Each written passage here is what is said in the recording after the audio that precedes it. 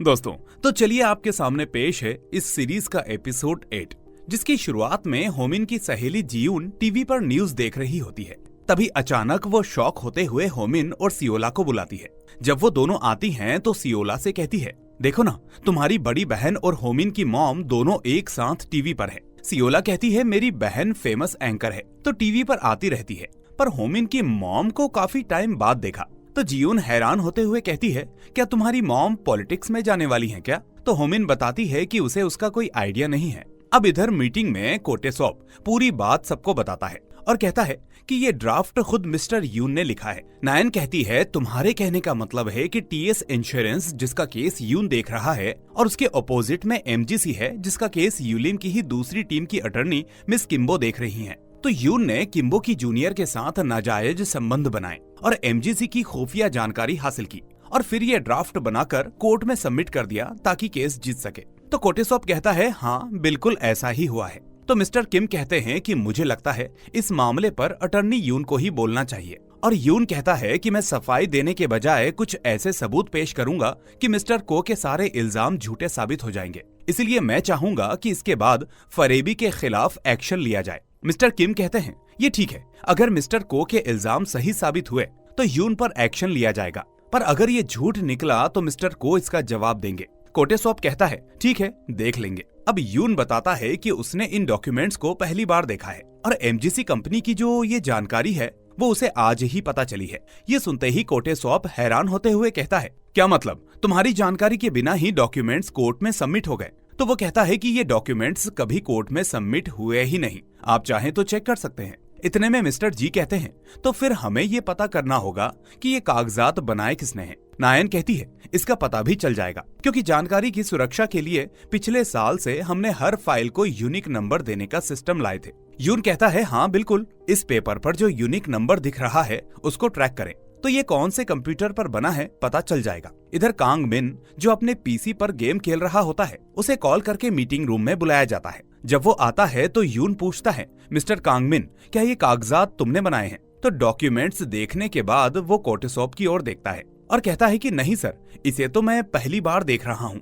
यून कहता है, हर एक डॉक्यूमेंट की यूनिक आईडी होती है और आईटी टीम ने ट्रैक करके बताया कि ये तुम्हारे पीसी पर बने हैं। ये सुनते ही उसकी सिट्टी पिट्टी गुल हो जाती है, जिसके बाद कहानी फ्लैशबैक में जाती है और हमें दिखाया जाता है कि असल में हुआ क्या था। हम देखते हैं कि लिजिन भागते हुए कांगमिन के ऑफिस में आता है और कहता है कि मेरा पीसी क्रैश हो गया है, अर्जेंट में डॉक्यूमेंट्स बनाकर भेजना है। कांगमिन कहता है, तो किसी और का पीसी यूज कर लो, मेरे पीछे क्यों पड़े हो? लिजिन कहता है, सब लोग अपना जरूरी काम कर रहे हैं, करने दो ना। वैसे भी इसके बाद मुझे तुम्हारे पेमेंट का ड्राफ्ट भी तो बनाकर सबमिट करना है। तो ये सुनते ही वो खुश होते हुए कहता है कि ठीक है, फिर मैं चाय पीकर आता हूँ। उसके जाते ही लिजिन वो ड्राफ्ट बनाकर उसके ही प्रिंटर से प्रिंट भी करता है। अब लिजिन मिस किम्बो के पास जाकर एक पेन ड्राइव देते हुए कहता है कि इसमें खुफिया डॉक्यूमेंट्स हैं, इनको कोर्ट में सबमिट करा देना और ध्यान रहे किसी को पता न चले। हालांकि कांगमिन भी ये सब देख रहा था और तभी मिस किम्बो के पास कॉल आता है और लिजिन उसे अपने ऑफिस में आने के लिए कहता है। उसके जाते ही कांगमिन कंफर्म करता है कि ये वही खुफिया जानकारी है जो उसने ही उसके ऑफिस में मिस्टर कोटेसॉप के कहने पर रखी थी। इधर ऑफिस में लिजिन कहता है कि माफ करना, मैं भूल गया, मैंने तुम्हें गलत यूएसबी दे दी। ऐसा करता हूँ, मैं वो डॉक्यूमेंट तुम्हें ईमेल कर देता हूँ, तो क्या तुम वो यूएसबी वापस लाकर दे दोगी प्लीज? तो मिस किम्बो कहती हैं कि ठीक है सर, मैं लाती हूँ। इसके बाद कहानी प्रेजेंट में आती है, जहाँ कांगमिन के पास यून के सवाल का कोई जवाब नहीं होता। तो यून कहता है, ठीक है, फिर मैं यही सवाल मिस्टर कोटेसॉप से पूछता हूँ। और फिर वो कहता है कि ये डॉक्यूमेंट आपको कहाँ से मिला मिस्टर को? तो उसका कलीग बताता है कि कहाँ से मिला मतलब क्या है, ये डॉक्यूमेंट तो मुझे कांगमिन ने दिए थे। मुझे लगा मामला सीरियस है तो मैंने ही पूरी बात कोटेसॉप को बताई थी। ये सुनकर कांगमिन समझ जाता है कि वो पूरी तरह से फंस गया है और वो कहता है कि मुझे थोड़ा टाइम चाहिए। यून कहता है, क्योंकि मामला गंभीर है तो मैं समझ सकता हूँ कि जवाब देना थोड़ा मुश्किल है। अगर आपको ऐतराज ना हो तो इन्हें 1 दिन की मोहलत दे दे। तो मिस्टर किम कहते हैं कि हाँ, अगर तुम्हें इससे कोई दिक्कत नहीं है तो दे देते हैं। तभी कोटेसॉप गुस्से में कहता है, भले ही ये डॉक्यूमेंट्स गलत हों, पर आधी रात में अपने जूनियर को घर पर बुलाना ये तुम्हें सही लगता है? तो यून कहता है, हाँ गलत तो है, पर मिस सोई मुझसे ऑफिस में हुए हैरेसमेंट की रिपोर्ट करने आई थी और ये हैरेसमेंट डोयन ने किया था। तो ये सुनते ही सबके चेहरे की हवाइयां उड़ जाती है। अब कहानी फ्लैशबैक में जाती है जब मिस्टर सोई यून से मिलने आई थी। सोई बताती है कि डोयन हमेशा उसकी गलतियां निकालता है और उस पर चिल्लाता रहता है। उसने सोचा कि शायद उसी में कोई कमी है, इसलिए उसने और ज्यादा मेहनत की। दिन रात ऑफिस के ही काम में लगी रहती, पर कोई फायदा नहीं हुआ तो उसने ठान लिया कि वो यूलिम को छोड़ देगी और नया काम ढूंढने में लग गई। फिर एक दिन डोयन ने कहा कि उसे किसी खास क्लाइंट के साथ डिनर पर जाना है, तो क्या वो उसके साथ चलेगी? और फिर सोई उसके साथ चली गई।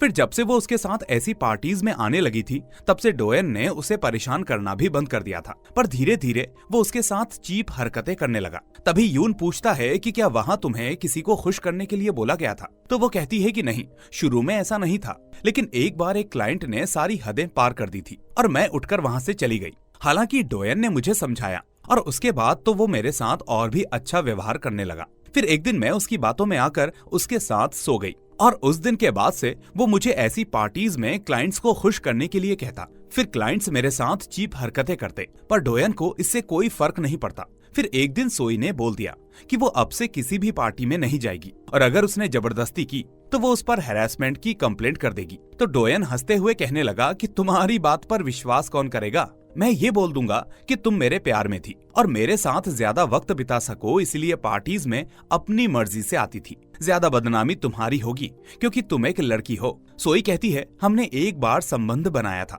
पर मुझे वो धमकाने लगा, इसलिए मैंने खुद को खत्म करना चाहा, पर फिर सोचा कि एक आखिरी बार आपसे मिलकर बात करूं। अब यून कहता है कि उसने कईयों को अपना शिकार बनाया है और फिर वो उस पल के बारे में सोचता है जब डोयन ने एक बार होमिन का हाथ पकड़ा था और यून ने गुस्से में उसे कोने में समेट दिया था और कहा था कि तो अब तुम्हारी नजर होमिन पर है, अगर अपनी इज्जत प्यारी है तो सुधर जा। और ये सुनते ही डोयन चुप हो गया था। खैर, अब यून सोई से कहता है, चिंता मत करो, इसे मैं संभाल लूंगा। फिर कहानी प्रेजेंट में आती है जहां यून की बात पूरी होते ही नायन के साथ पूरी टीम वहां जाती है जहां डोयन आज भी डिनर पार्टी कर रहा था। इन सबको अचानक ऐसे देखकर वो डर जाता है और इतने में नायन पूछती है कि कोई बताएगा यहाँ पर क्या हो रहा है? तो लड़खड़ाती आवाज में वो कहता है, हम लोग यहाँ पर टीम डिनर के लिए आए थे। तो नायन पूछती है, टीम डिनर, वो भी ऐसे बार में, और डिनर के लिए सिर्फ लड़कियां हैं? तो वो कहता है कि मैंने मेल एसोसिएट को भी बोला था पर वो काम में बिजी थे इसलिए नहीं आ पाए। पर नायन उनको भी साथ में लेकर आई थी और वो साफ साफ मना करते हैं कि हमें तो नहीं बोला गया था। अब नायन पूछती है कि ये सब कौन है? तो एक एसोसिएट बताती है कि ये ब्रोकर्स हैं। ये सुनते ही सबके चेहरों की हवाइयां उड़ जाती हैं। नायन कहती है, क्या तुम जानते हो कानून तोड़ने और ब्रोकर के साथ काम करने पर आपको सजा हो सकती है? तो इसका उसके पास कोई जवाब नहीं होता। नायन कहती है, तुम्हारा इस्तीफा कल मेरे टेबल पर चाहिए, पुलिस में भी शिकायत दर्ज कराओ, कानून के तहत जो भी एक्शन ले सकते हैं लिया जाए। फिर वो जाने लगती है और डोयन उसे रोकते हुए कहता है कि मैं आपको ऑफिस में आकर सब समझाता हूँ। लेकिन तभी नायन गुस्से में उसे एक जोरदार तमाचा मारती है और कहती है, तुम्हारी हिम्मत कैसे हुई यूलिम की लड़कियों के साथ ऐसा करने की? अब भूखे मर जाना, पर कानून की दुनिया में कभी लौटकर मत आना। फिर नायन के जाते ही वो कोटेसॉप से कहता है, सर आपने मुझे पहले बताया क्यों नहीं? पर कोटेसॉप जैसा खुदगर्ज आदमी भी उसे कमीना कहकर निकल जाता है। अब कोटेसॉप यून का वेट कर रहा होता है और जैसे ही वो आता है तो कहता है, अब इस मामले को यहीं पर खत्म करते हैं। मैं कांगमिन से गवाही दिलवा दूंगा कि डोयन ने उसे ये सब करने के लिए कहा था। ये सुनकर यून कहता है, मदद मांग रहे हो या धमका रहे हो? तो वो कहता है, मदद मांग रहा हूँ। यून कहता है कि ठीक है, पर शर्त यह है कि अटर्नी चेहीचोल को तुम्हें वहीं भेजना होगा जहाँ तुमने पहले नायन को भेजा था। ये सुनकर वो चौंक जाता है। तो यून कहता है, अगर तुम चाहो तो उसकी जगह तुम भी जा सकते हो। और जाने से पहले कहता है, हाँ एक और बात, अब से मैं चाहे जो भी करूँ तुम बीच में टांग नहीं अड़ाओगे। फिर अगले दिन हेयोन आकर बताता है कि दोस्तों एक बड़ी खबर है, डोयन ने रिजाइन कर दिया है। ये सुनकर तो सब लोग चौंक जाते हैं कि ऐसे अचानक उसने रिजाइन कैसे दे दिया। लेकिन हेयोन कहता है, जो भी हो, पर इस बात से सब लोग बहुत खुश हैं। तभी होमिन के पास कॉल आता है और वो कहती है, हाँ बोलो सियोला। फिर अचानक परेशान होते हुए कहती है, कौन सा पुलिस स्टेशन? रुको मैं आती हूँ। वहीं इधर पुलिस स्टेशन में एक मुजरिम लॉकअप में एक लेडी को देखकर चौंकते हुए कहता है, अरे ये तो न्यूज एंकर हांग सुयोन है। तभी होमिन और सियोला यहाँ पर आती हैं, जहाँ सियोला दुख भरी आवाज में कहती है, दीदी आप यहाँ पर कैसे? तभी होमिन पुलिस वाले को लॉकअप खोलने के लिए कहती है, पर वो मना करता है और बताता है कि देखिए इसने मेरे साथ क्या किया। सुयोन बताती है कि उसे कुछ भी याद नहीं। डॉक्टर की बताई दवा लेने के बाद वो सो गई और जब आंख खुली तो यहाँ पर थी। होमिन पूछती है आखिर हुआ क्या था, तो पुलिस वाला बताता है कि इन्होंने अपने पति को पीटा, इसलिए इनको गिरफ्तार किया है। 48 आवर्स में इन पर जानलेवा हमले का केस लगा दिया जाएगा। तभी सियोला बताती है कि मेरी बहन ने तो कभी चींटी तक नहीं मारी, तो अपने पति के साथ मारपीट करना तो ये बहुत दूर की बात है। पुलिस वाला कहता है देखिए, हमें सबूत मिले हैं और इन्हें मौके पर गिरफ्तार किया गया है। सियोला पूछती है कि फिर मेरे जीजाजी कहाँ पर हैं? तो वो कहता है कि उनकी हालत काफी नाजुक है, तो उन्हें अस्पताल में भर्ती किया गया है। अब दोपहर में होमिन लिटिगेशन टीम की मीटिंग में ये न्यूज सबको दिखाती है, जिसके बाद लिजिन कहता है वाकई बहुत बड़ी खबर है। तो तुम कह रही हो कि न्यूज एंकर हांग सुयोन तुम्हारी रूममेट की बड़ी बहन है? होमिन कहती है हाँ, पर वो सिर्फ मेरी रूममेट नहीं है, बल्कि हम बचपन से ही बहनों की तरह ही रहते आए हैं। यून कहता है पहले हमें जमानत की सुनवाई के लिए तैयार होना होगा। होमिन कहती है जी सर, मैं सब तैयारी करती हूँ। फिर अगले दिन कोर्ट में यून अपनी दलीलें पेश करके हांग सुयोन को जमानत पर रिहा करने में कामयाब होता है।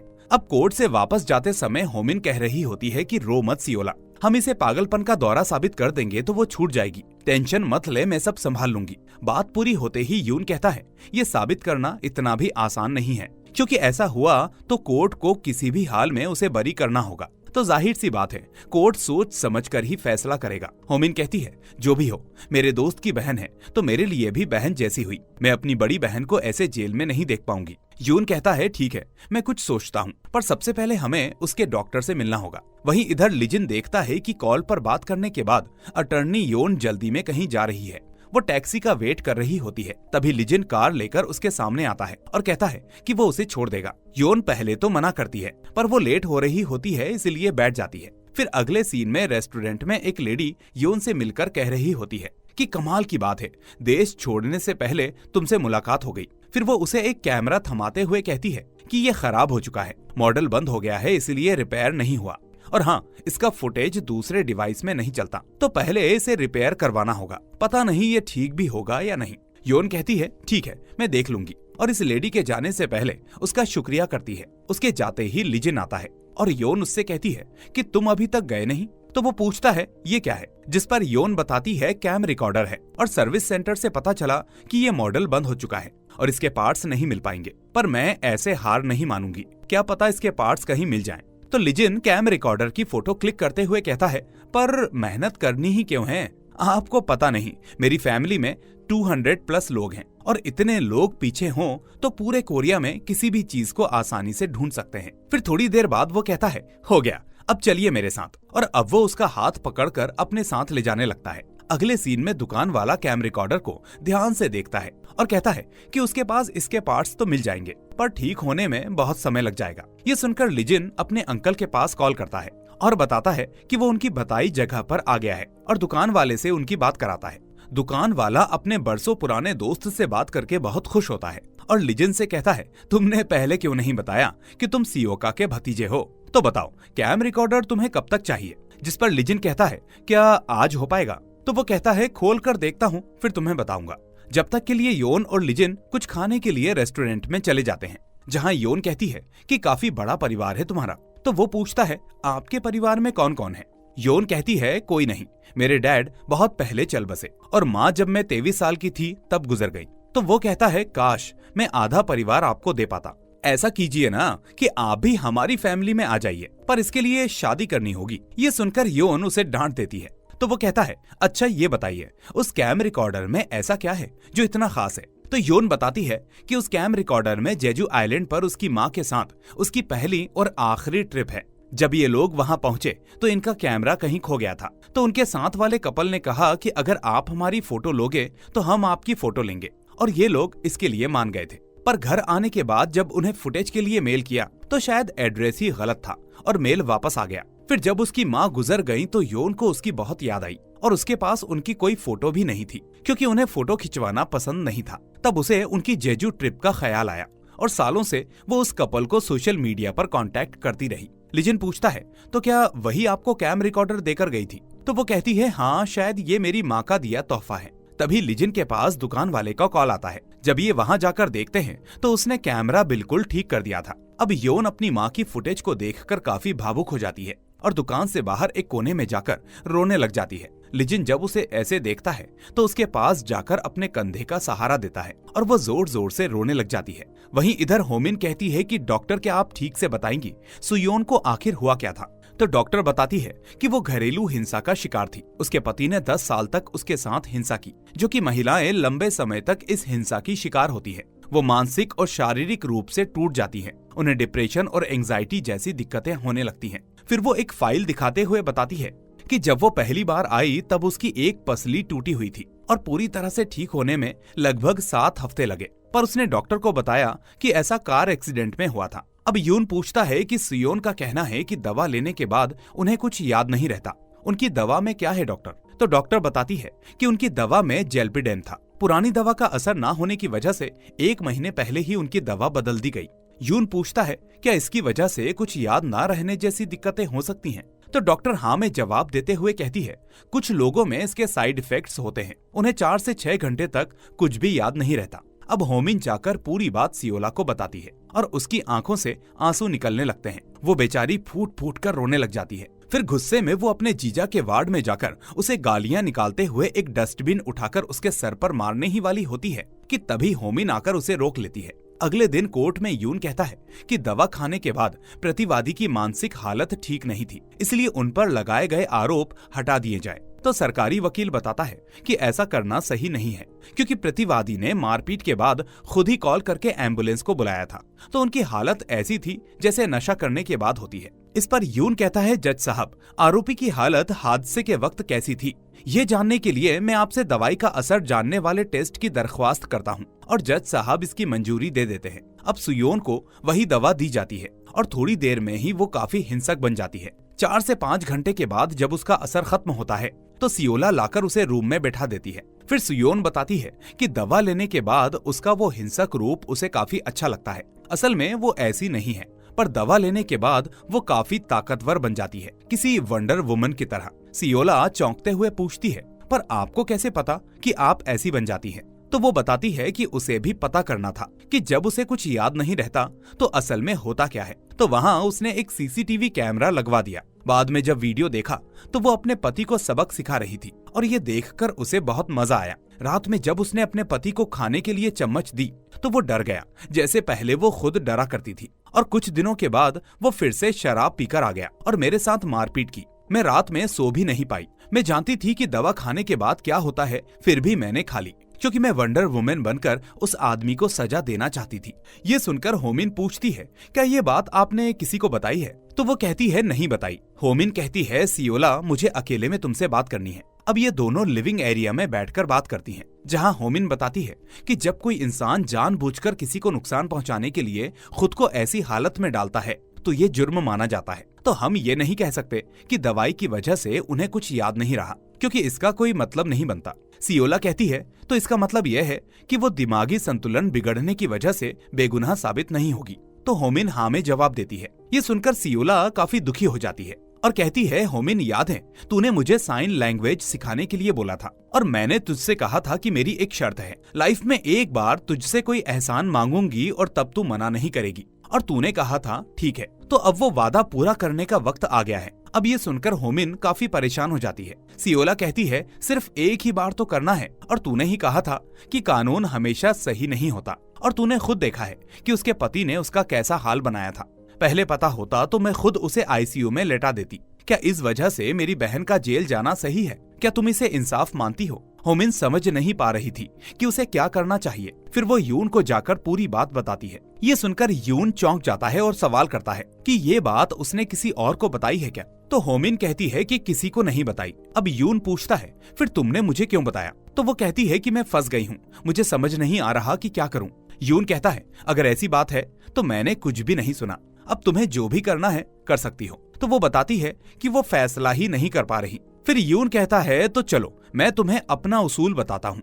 मेरे लिए इंसाफ उनकी हिफाजत करना है जिनकी जिम्मेदारी मुझ पर है। अब होमिन पूछती है पर अगर वो इल्लीगल हो तो यून कहता है एक वकील को कानून के दायरे में ही रहकर सब कुछ करना चाहिए, पर अगर कानून की आड़ में कुछ गलत हो रहा हो तो उसका फायदा लेना चाहिए। इसलिए वो करो जो तुम्हारी बहन के लिए सही है। अब होमिन सियोला को सुयोन के घर पर बुलाती है और कहती है कि जो बात आपने हमें बताई वो बात आप किसी और को मत बताना, फिर चाहे वो सरकारी वकील हो या फिर कोई डॉक्टर। फिर वो पूछती है कि वो वीडियो कहाँ पर है, तो सियोन बताती है कि उसके फोन में है। तो वो कहती है कि ठीक है, ये फोन मैं अपने साथ ले जाती हूँ, और अगर कोई सवाल आपको मुश्किल में डाले तो उसका जवाब मत देना, क्योंकि आपको चुप रहने का पूरा अधिकार है, पर झूठ मत बोलना। अब सियोन कहती है कि ठीक है, मैं झूठ नहीं बोलूंगी। फिर अगले दिन कोर्ट में यून मानसिक जांच की रिपोर्ट जमा कराता है और दवा लेने के बाद का वीडियो भी दिखाता है। इसके बाद वो उसका टेस्ट करने वाले डॉक्टर से पूछता है कि अच्छा ये बताइए कि क्या इस दवा को लेने वाले दूसरे पेशेंट्स भी इसी तरह खूंखार हो गए। तो डॉक्टर बताती है कि नहीं, ऐसा कभी नहीं हुआ, और देखा जाए तो सियोन का केस थोड़ा अलग है, इसलिए हमने उनके दिमाग की जांच करने के लिए उनके दिमाग का MRI स्कैन भी किया है। दवा लेने के बाद उनके दिमाग का ऊपर का हिस्सा काम करना बंद हो गया, और दिमाग का ये हिस्सा इंसान के जज्बातों को कंट्रोल करता है। यह हिंसा को रोकता है और सही गलत का फैसला करने में मदद करता है। इसका मतलब यह है कि आरोपी के ऊपर उसका सच में कोई कंट्रोल नहीं था, ना ही उसे कुछ याद था। तो यून कहता है, जज साहब मुझे और कुछ नहीं कहना, डॉक्टर का बयान काफी है। अब सरकारी वकील पूछता है, तो अच्छा ये बताइए, क्या आपको उस दिन की पहली और आखिरी बात याद है? तो वो बताती है कि वो दवा लेने के बाद अपना पसंदीदा टीवी शो देखते हुए सो गई, और जब उठी तो उसके हाथ में बेड़ियां थी और उसने खुद को एक जेल में पाया।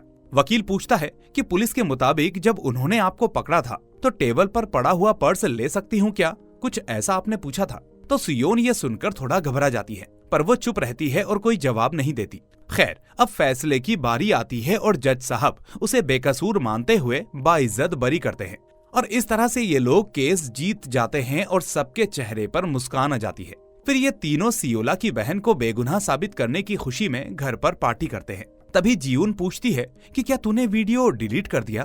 तो होमिन कहती है नहीं, अभी तक तो नहीं, पर बाद में कर दूंगी। जियून कहती है तो क्यों ना डिलीट करने से पहले एक बार देख लिया जाए, और तीनों बैठकर उसे देखने लग जाती हैं, जिसमें सुयोन बैठकर खाना खा रही होती है और उसका पति शराब पीकर आता है और उसे गालियां देता है।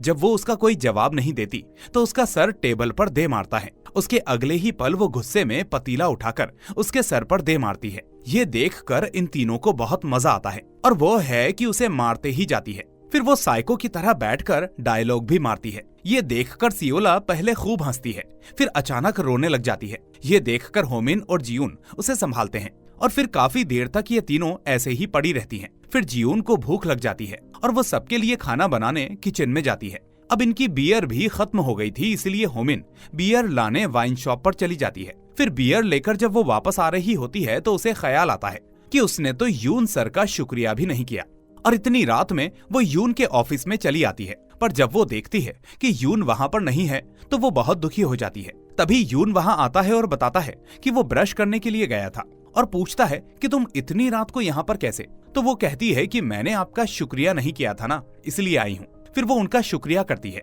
जिसके बाद यून कहता है कि कोई बात नहीं, सुबह मिलते हैं, और ऐसा कहकर वो जाने लगता है। लेकिन इतने में वो कहती है, यून सर क्यों ना एक एक बियर हो जाए। अब ये दोनों छत पर आकर बैठ जाते हैं। फिर वो यून को बताती है कि कैसे बचपन में एक बार वो फेक लायर बनकर अपने दोस्त की डैड की हेल्प करने के लिए उनके बॉस से भिड़ गई थी। तभी उसे एहसास हुआ कि वो इस काम के लिए परफेक्ट है। यून कहता है, हाँ ये तो सही है, इस काम के लिए तुम एकदम सही हो, और अच्छा हुआ जो तुमने वक्त रहते ये चीज पहचान ली। और इसी के साथ ये एपिसोड यहीं पर खत्म हो जाता है। तो दोस्तों, अब हम देखेंगे कि अगले एपिसोड में कौन सा नया केस सामने आता है। लेकिन उससे पहले इस वीडियो को लाइक और चैनल को सब्सक्राइब करने के साथ साथ बेल आइकन भी दबा दीजिए, ताकि कोई भी वीडियो आपसे मिस ना हो। अब मैं मिलूंगा अगले एपिसोड के साथ। Till then take care and thanks for watching.